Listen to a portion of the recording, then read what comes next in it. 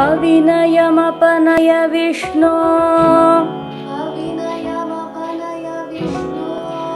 दमय मनः शमय विषय मृगतृष्णाम्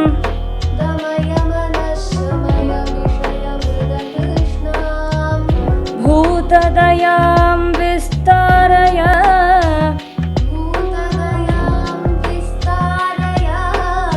तारय संसारसागरतः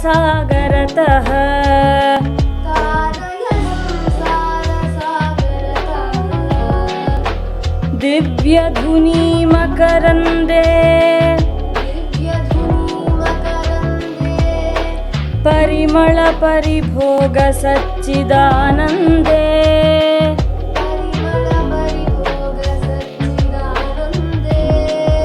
श्रीपति पदारविन्दे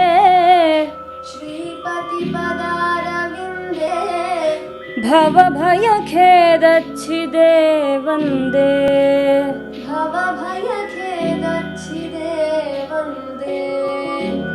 सत्यपि भेदापगमे नाथ तवाहन्न मामकीनस्त्वम्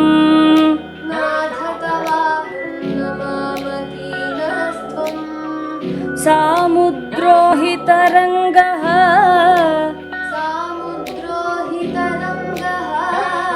क्वचन समुद्रो न तारङ्गः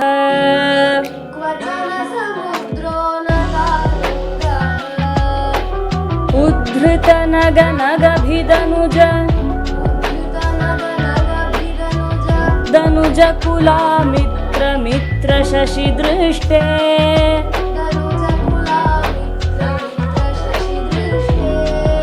दृष्टे भवति प्रभवति न भवति किं भवति रस्कारः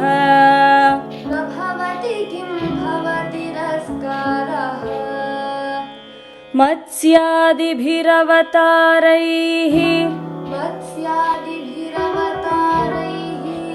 अवतारवतावता सदा वसुधाम्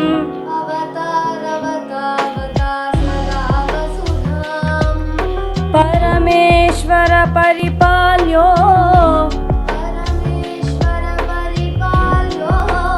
भवता भवतापभीतोऽहम्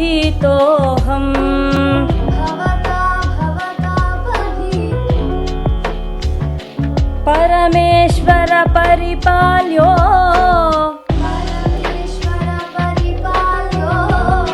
भवता भवतापभीतोऽहम्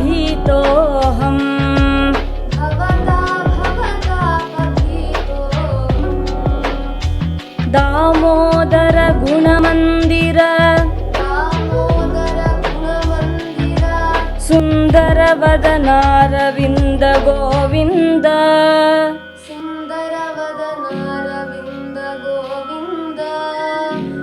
भवजलधिमथन मन्दरा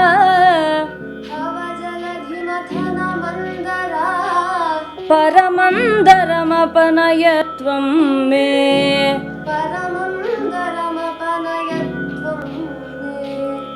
नारायण करुणामय शरणं करवाणि तावकौ चरणौ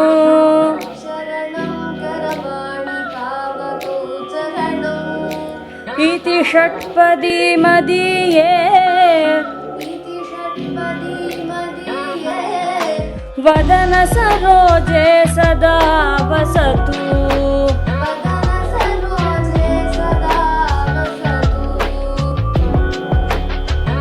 अविनयमपनय विष्णो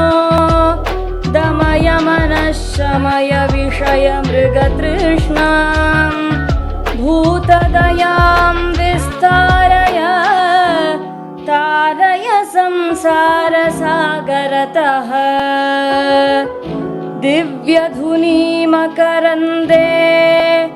परिमळ परिभोग सच्चिदानन्दे श्रीपति पदारविन्दे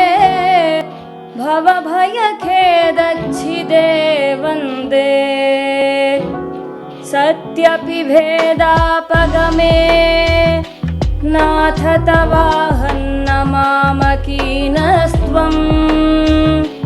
सामुद्रो हि तरङ्गः क्वचन समुद्रो न तारङ्गः उद्धृतनगनगभिदनुज